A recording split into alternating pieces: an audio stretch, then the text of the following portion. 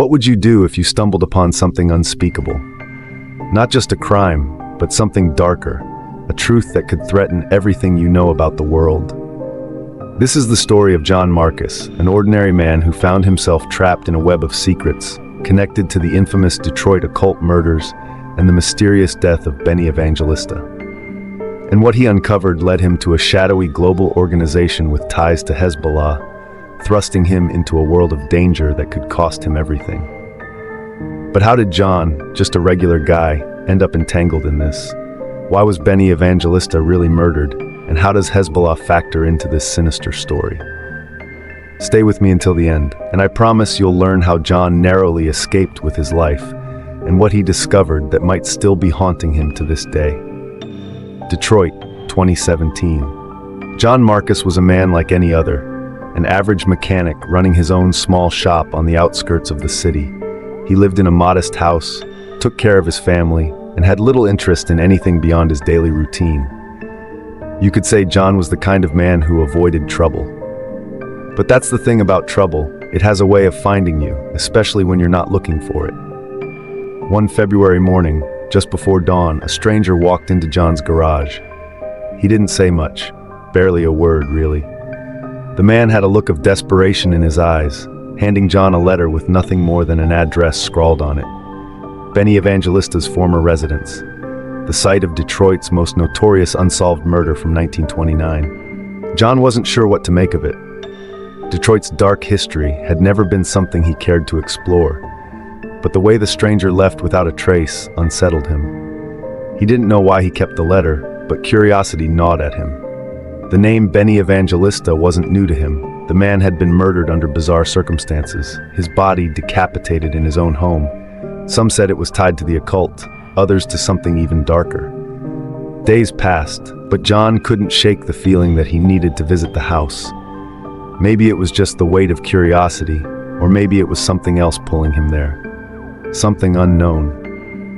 John had no idea what he was walking into when he decided to drive over to that old, decrepit house. It had been boarded up for decades, sitting like a ghost in the middle of Detroit's forgotten streets. But when he arrived, something felt off. The air was colder than usual. The streets were quiet, too quiet. He pushed open the front door, and it creaked like it hadn't been touched in years. The inside was just as eerie. Dust-covered furniture, rotting floorboards, and the unmistakable smell of decay filled the air. But what struck John most was the overwhelming sense of dread. It wasn't just an old house.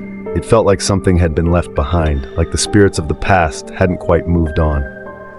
As he explored the house, John found strange books lining the shelves, all filled with symbols he didn't recognize, occult symbols, some of them scribbled in the margins by hand.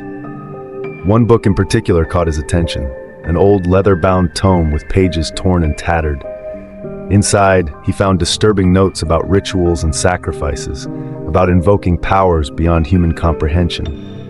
But that wasn't all. Hidden underneath one of the floorboards, John found something even more disturbing. Benny Evangelista's journal. The journal painted a terrifying picture.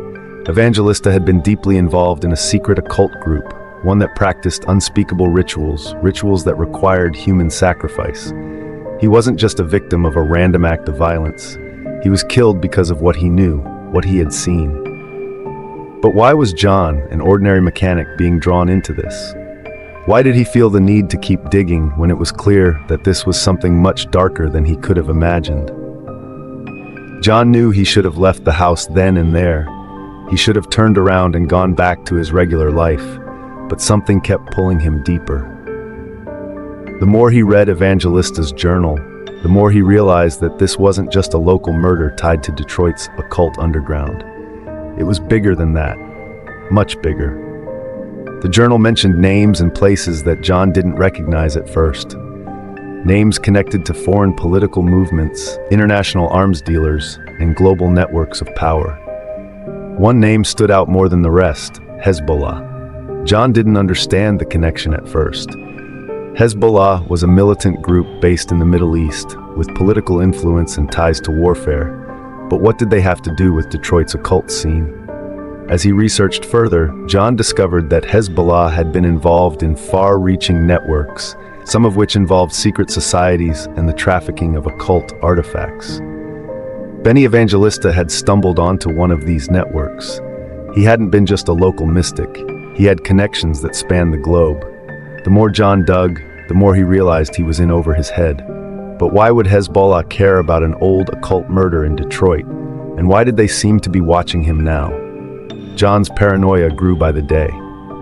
He started seeing strange cars parked outside his home, and unfamiliar faces seemed to be watching his every move.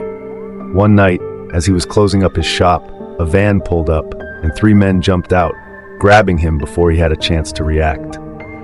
They blindfolded him and drove for what felt like hours. When they finally stopped, John was dragged into an abandoned building and thrown into a dimly lit room. The men who had kidnapped him weren't local criminals. They were too organized, too professional.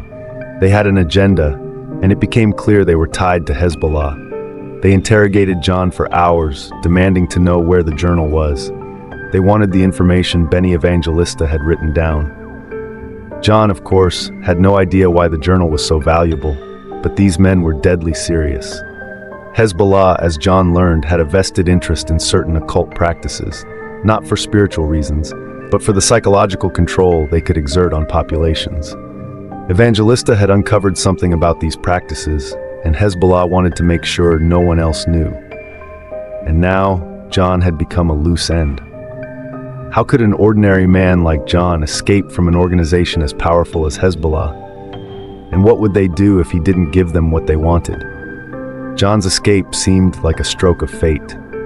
Just as Hezbollah's agents were about to kill him, there was a sudden explosion outside the building. Rival factions within the organization had turned on each other, and in the ensuing chaos, John managed to slip out unnoticed. He ran for hours, not stopping until he was far enough away to feel safe. But even after he escaped, John knew his life could never be the same. He couldn't go back to being just a mechanic. He had seen too much, and now he knew the terrifying truth about the occult world and its ties to powerful global networks. But what could he do? John made the decision to go public. He contacted a journalist willing to listen, someone who could help him get his story out without getting killed. The journalist published a series of articles detailing the strange events, the murder of Benny Evangelista, and the hidden influence of Hezbollah. The story shook the local community and made waves internationally. But even now, John lives in hiding, always looking over his shoulder, knowing that he's still a target. John Marcus's life was forever changed. He was no longer just a mechanic.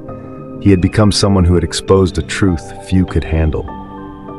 His journey from an ordinary man to someone caught up in a dangerous global conspiracy showed that sometimes the most unlikely people can uncover the darkest secrets. But his story is far from over. John knows there are still more secrets out there, more connections that could lead to even deadlier consequences. He stays in the shadows now, waiting, watching, and wondering what comes next. Now that you've heard John's story, ask yourself, what would you do? If you stumbled upon a secret so dark, so dangerous, would you keep digging or would you walk away? Comment below with your thoughts and don't forget to hit that subscribe button. Stay tuned because we're just scratching the surface and there's more to this story than meets the eye.